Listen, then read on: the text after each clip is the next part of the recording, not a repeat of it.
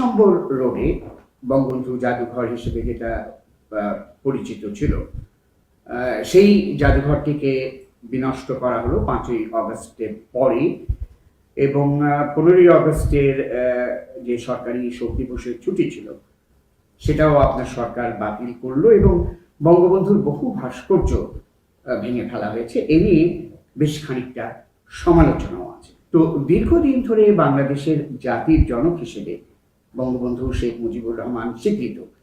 এ ব্যাপারে আপনার সরকারের দৃষ্টিভঙ্গি কি? আপনি পুরনো দিনের কথাবার্তা বলছেন, এর মধ্যে একটা গণ অভ্যুত্থান হয়ে গেছে, আপনার মধ্যে স্মরণে নেই। এর মধ্যে আপনি এমনভাবে কথা বলছেন যেন এসব ঘটনা ঘটেই নেই। কাজে নতুন ভঙ্গিতে যা হচ্ছে সেটাকে দেখতে হবে। তো কত ছেলে প্রাণ দিল সেটা নিয়ে আপনার কোনো প্রশ্ন নাই, কেন প্রাণ দিল। হ্যাঁ, কাজে ওগুলো আসুক। তারপরে এই যে প্রথম স্বীকার করতে হবে যে তারা বলেছে, ছাত্ররা বলেছে যে আমরা রিসেট বাটন পুশ করেছি, এভরিথিং ইজ গন, অতীত নিশ্চিতভাবে চলে গেছে, এখন নতুন ভঙ্গিতে আমরা গড়ে তুলব, দেশের মানুষও তা চাই। তো সেই নতুন ভঙ্গিতে তোলার জন্য যেটা আছে সেটা হলো যে আমাদেরকে সংস্কার করতে হবে।